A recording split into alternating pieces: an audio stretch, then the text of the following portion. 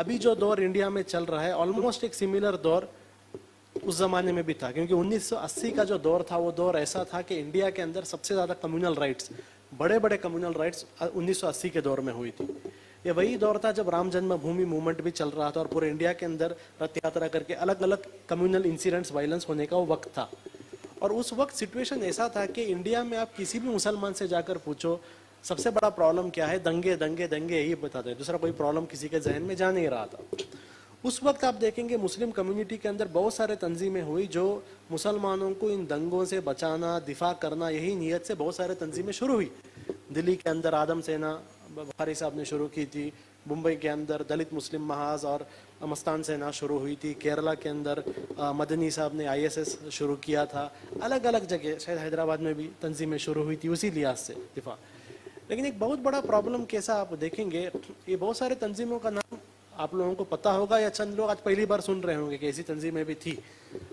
دوسرا سوال آتا ہے ایسی تنظیمیں تھی جو گئی کہاں, کیوں آج ہم نہیں دیکھ رہے ہیں انہیں, جس طریقے سے ان کو ہونا چاہیے تھا اس سچویشن میں, اتنے کروشل سچویشن میں یہ تنظیمیں نظر نہیں آ رہی ہیں, کہاں گئی یہ تنظیم, ختم کیسے ہو گئی.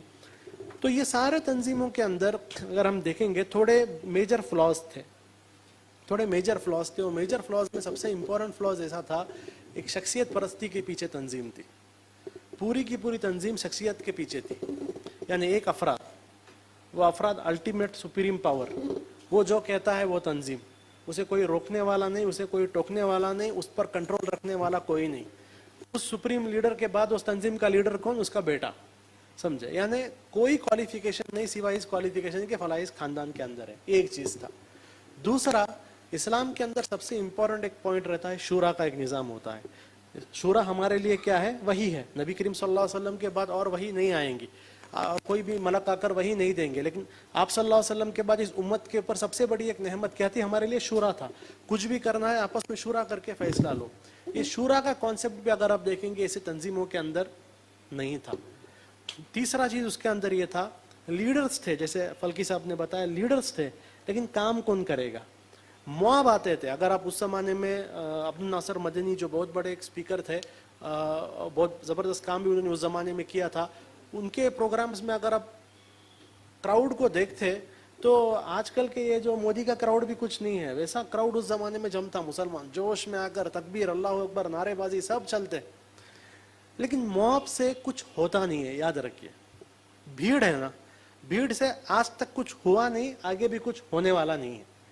یہ جو بھیڑ کو جما کر کچھ ہوگا, بھیڑ آئے گی, ایک مدعے پر آئے گی, بھاشن سنے گی, اسپیچ سنے گی, جوش میں گھر میں چلے جائے گی, پھر ان کے بعد سے اس کے بیوی, اس کے بچے, اس کا بزنس وہی ہو گیا, سمجھے. بھیڑ سے کچھ نہیں ہوتا. تو یہاں پر مسنگ کیا تھا, یہاں پر مسنگ تھا کمیٹڈ کیڈرز.